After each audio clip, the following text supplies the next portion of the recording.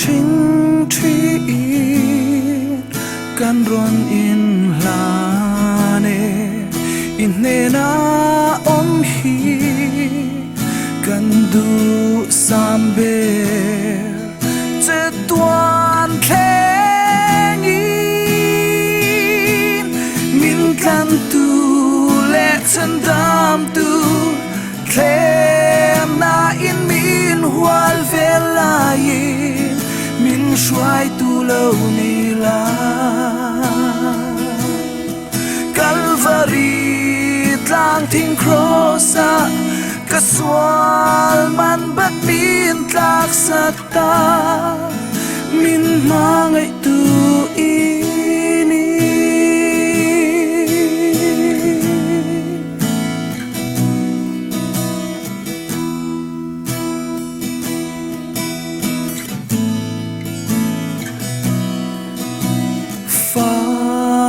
na lamoy sa kan ron in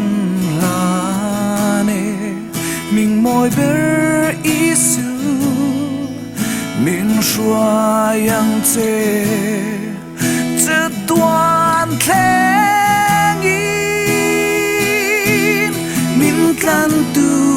le chân dam tu klem na in min hual ve lai min shuai tu lâu ni la Calvary tlang thing crossa ka swal man bat min tlak sakta min mangai tu ini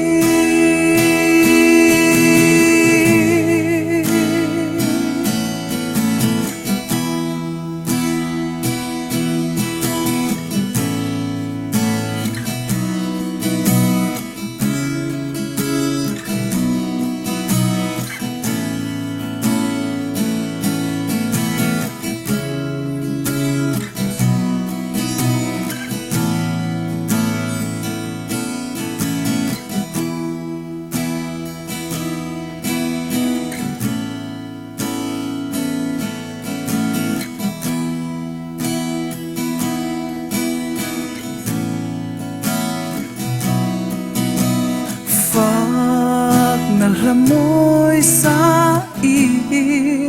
kan ron in lane ming moy ber isu min shuayang te tuan kleng in min kan tu le chân dam tu klem na in min hual ve lai min shuai tu lâu ni la Calvary tlang thing crossa ka swal man bat min tlak sakta